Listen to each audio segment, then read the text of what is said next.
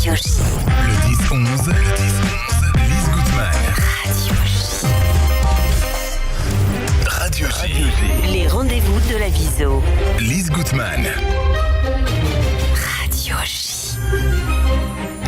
Nathalie Elmali, bonjour. Bonjour Lise. Alors merci de nous faire l'amitié d'être dans le studio de Radio J ce matin pour nous proposer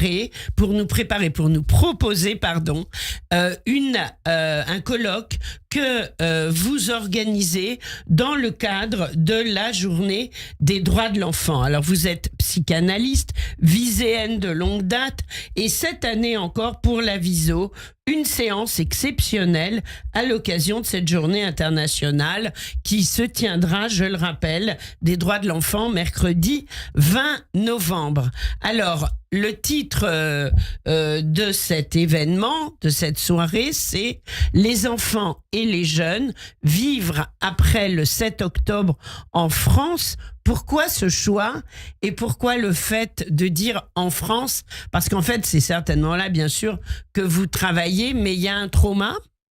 Oui, tout à fait. Alors déjà, Lise, vous dire qu'en effet, cette journée internationale des droits de l'enfant a donc lieu, bien sûr, le 20 novembre à la mairie du 16e, mercredi à 19h. Cette année est particulière parce que nous savons que nous avons toujours aujourd'hui, malgré tous les efforts déployés, encore des mères, des pères, des enfants qui sont encore en captivité, détenus par les terroristes du Hamas, notamment Kfir Bibas, qui a été otage à 9 mois, voilà, et Ariel âgé de 4 ans. Donc, tant qu'il y a des otages retenus par les terroristes, la douleur est réelle. Dans ce titre, Vivre après le 7 octobre, nous avons à la fois le 7 octobre, qui est une référence aux événements passés en Israël, mais aussi en France, donc avec les conséquences en France de ces massacres en Israël qui ont lieu le 7 octobre. On peut même dire en Europe aujourd'hui. Et aujourd'hui, Europe, toute l'Europe est touchée, en effet. Donc, nous aurons différentes interventions de spécialistes avec des pédopsychiatres, des psychiatres, des psychologues, une spécialiste du stress post-traumatique qui interviendra. Voilà. Alors nous savons que déjà en Israël, la caisse de santé Maccabi a relevé qu'environ 20 000 enfants souffrent de blessures et de stress post-traumatique. Parmi ces 20 000, nous en avons 8 000 qui ont moins de 6 ans. Donc 8 000 enfants de moins de 6 ans.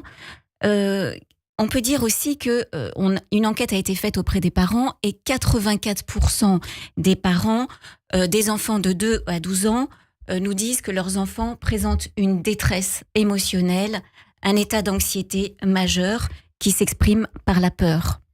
Alors on peut comprendre parce que de toute façon, en ce moment même, tous les enfants en Israël savent ce que c'est que de courir à l'abri, courir au mamad, s'enfermer, entendre un gros boom au-dessus de la tête et que les morceaux tombent quand c'est pas un missile et on a déjà de la chance. Donc ça continue ce traumatisme. Exactement, le traumatisme continue. Le traumatisme continue, nous avons des otages, on entend encore des sirènes de façon régulière, des pluies de missiles qui viennent de l'Iran, des pluies de roquettes qui viennent du sud, encore aujourd'hui de Gaza, des missiles qui viennent aussi du nord et voilà. Et je vais juste te dire que pour une autre raison, vous revenez d'Israël et vous l'avez vécu en direct. Tout à fait. Ces bombardements, vous les avez eus au-dessus de la tête, donc vous savez en plus ce que ça peut faire comme dégâts moralement. Ok, oui, tout à fait. Et d'ailleurs, j'interviens donc. Cette soirée est sous l'égide de la Viso,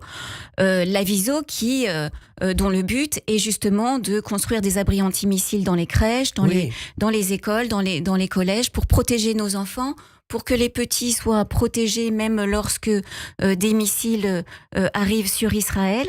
De plus, Viso Israël organise des programmes de résilience dans tous ces villages de jeunes, dans les crèches du nord et du sud d'Israël. Et à Sderot, qui a été une ville, vous le savez, hyper touchée par le 7 octobre. Et pas que, déjà avant. Avant, elle recevait régulièrement des roquettes du Hamas, de Gaza. Et en fait, donc une maison ouverte a été créée à Sderot pour accueillir justement les mamans et leurs enfants. Alors, des jeunes mères malheureusement veuves, mais aussi celles dont les maris sont encore sur le front, et pour essayer de créer un espace de sécurité pour elle et essayer de reconstruire un peu l'espace familial serein. Bien sûr. Et cette maison, elle a été créée par la Viso. Par la Viso, voilà. C'est une maison ouverte créée par la Viso, comme tous ces programmes de résilience qui ont lieu dans les crèches et dans les villages de vacances. Très belle initiative, bien sûr. Alors, qu'en est-il des jeunes juifs vivant en France ? Alors, le 7 octobre a fait ressurgir les fantômes des persécutions de l'histoire. Ce massacre a ravivé les traumatismes individuels, mais aussi collectifs et transgénérationnels. Au massacre du 7 octobre vient en plus se greffer un antisémitisme décomplexé. On l'a vu, on le voit en Hollande en ce moment, à Amsterdam, mais on le voit aussi à Paris. En fait, une enquête de l'IFOP est parue en avril 2024 qui montre que 86% des juifs français ont peur pour eux et surtout pour leurs enfants. 54 des personnes interrogées ont été insultées car juives, 32% ont été menacées sur les réseaux sociaux et un quart ont reçu des menaces d'agression, soit une personne sur 4. Une personne sur 4 reçoit en France une menace d'agression, c'est énorme. La plupart des victimes ont moins de 25 ans. Oui. Le lieu de prédilection, c'est l'école. Et on voit aujourd'hui, jusque-là c'était plutôt les lycées et l'université, mais en fait aujourd'hui on s'aperçoit que ça a lieu dès l'école primaire. Donc ils sont vraiment tout jeunes, d'où le choix des familles d'inscrire leurs enfants dans les écoles privées juives, y compris les familles laïques qui n'ont jamais été pratiquantes, qui sont vraiment totalement laïques, mais par mesure de sécurité, elles préfèrent inscrire leurs enfants dans des écoles juives alors qu'il y a des écoles de proximité et que c'est bien plus compliqué pour elles. Donc, mais étant donné le contexte, on sait, et c'est pas nouveau que les parents inscrivent les enfants à l'école juive, mais ça va grandissant. Alors justement, vous, en tant que psychanalyste et vos confrères et consoeurs, comment est-ce qu'on peut aider un enfant qui a vécu un traumatisme à développer une forme de résilience? C'est possible malgré le danger ? Oui, alors tout à fait. Alors juste comme vous parlez des psychanalystes et des psychiatres qui peuvent justement donner des conseils, alors je vous propose une ligne d'écoute et de soutien psychologique. Super. Qui est gratuite. C'est le 01 86. C'est organisé par qui ? Alors, c'est organisé par plusieurs associations de la communauté juive et ça a été rassemblé. Alors, vous avez des membres. C'est pas Noah. Non. Noah, c'est plus pour les femmes battues. Oui, c'est ça. Là, c'est plusieurs grandes organisations juives, mais en fait, ce sont des psychiatres et des psychologues qui ont créé, qui se sont rassemblés. Et donc, cette ligne d'écoute est ouverte 7 jours sur 7. 24 heures sur 24. Et donc, on est directement mis en contact avec un psychologue ou un psychiatre bénévole. Donc, le numéro, c'est le 01 86 96 20 00.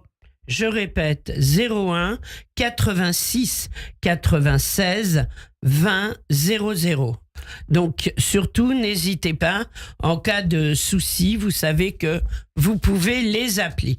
Alors, j'aimerais maintenant qu'on parle du colloque, des intervenants, du déroulé de la soirée. Je rappelle que c'est le 20 novembre, mercredi, à quelle heure exactement ? 19h. À 19h précise, à la mairie du 16e. Voilà. Voilà, alors le colloque, donc c'est une soirée donc qui aura lieu donc à la mairie du 16e. Nous avons comme intervenant cette année Vladimir Maman, c'est un psychiatre qui intervient, qui est aussi membre de Chibolette, que vous connaissez, Lise. Très bien, oui. Et qui est voilà, et donc il est pédopsychiatre et donc il nous parlera du soutien à apporter aux enfants et aux adolescents qui ont été harcelés, menacés, qui ont subi un stress et qui malheureusement se sentent impuissants et qui souvent sont silencieux. Ils ils sont souvent silencieux par peur des représailles. Donc, on va essayer de repérer des signes de mal-être de ces enfants qui peuvent être silencieux.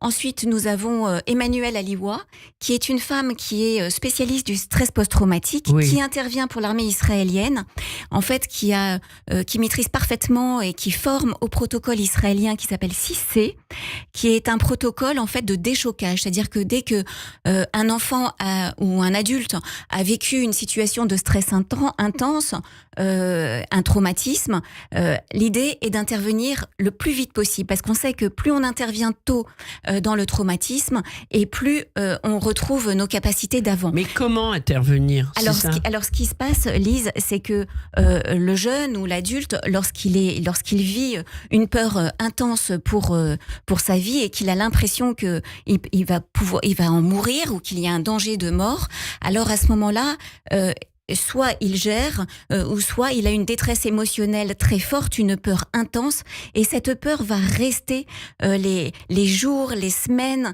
les mois à venir, et il va rester toujours dans une hypervigilance, il va avoir peur de tout, il va faire des insomnies, il va faire des cauchemars, il n'aura plus d'appétit, l'enfant ne voudra plus aller à l'école. Enfin bref, on voit un enfant qui s'accroche à ses parents, qui n'ose plus les quitter, parce que d'abord on sent en France aussi un climat de peur et d'anxiété, voilà. Et donc qu'est-ce que je disais, Lise? Oui, donc comment on peut intervenir? Voilà, et comment on peut intervenir? Donc Emmanuelle Aliwa, elle utilise la technique de déchocage. Donc c'est d'intervenir très vite, tout de suite, pour remettre l'enfant ou l'adulte en activité. C'est-à-dire faire parler l'enfant très vite. Faire parler et surtout le faire agir tout de suite. C'est-à-dire que, en fait, quand on est traumatisé, on est dans un état de sidération. Oui. Et du coup, on a tous été le 7 octobre. On a tous été sidérés le 7 octobre.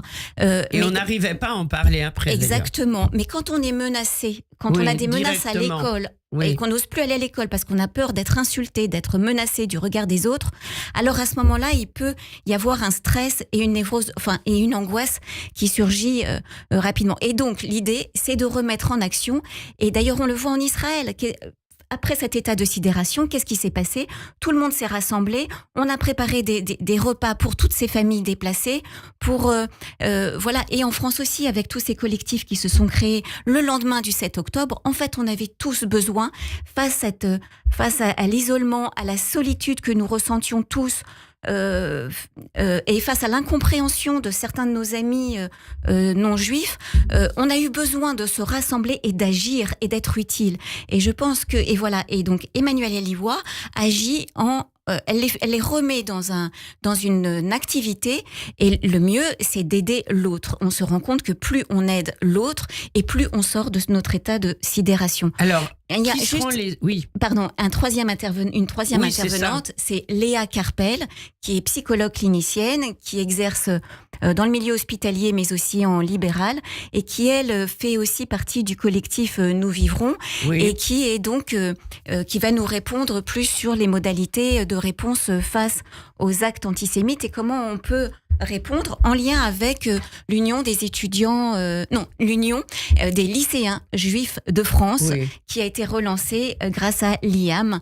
Voilà, et donc peut-être même... Donc une soirée passionnante dans laquelle on va essayer de comprendre les mécanismes du traumatisme par rapport aux événements en Israël. Ce sera donc le mercredi 20 novembre à 19h à la mairie du 16e, organisé par la Viso dans le cadre de la journée des droits de l'enfant. Je crois que j'ai bien compris, Nathalie. Juste vous rajouter qu'en fait, comme les années précédentes, il s'est toujours axé sur des débats, des rencontres avec le public. Ce qui est intéressant, c'est l'interactivité, c'est l'intelligence collective. Et donc, ce qui est intéressant, c'est de penser tous ensemble. Et donc, les personnes qui seront là, comme les autres années, interviennent, posent des questions, font des remarques, parlent de leurs témoignages en France, en Israël. Et c'est comme ça que que l'on construit, on a besoin de se retrouver, de partager ensemble tout ce que nous vivons et toutes nos craintes et trouver des moyens de résilience. Est-ce qu'il faut réserver juste avant de se... Oui, alors vous avez un lien, vous pouvez appeler la Viso, vous pouvez aussi... On va sur le site surtout. Vous allez sur le site de la Viso, voilà. Viso France. Viso France, et vous pouvez en effet... Et on s'inscrit pour la mairie du 16e le 20 novembre au soir. Merci d'avoir été avec Lise, nous. Merci Nathalie beaucoup. Elmali, et puis bravo pour ce que vous faites quand vous le souhaitez dans le studio de Radio J. Merci beaucoup Lise.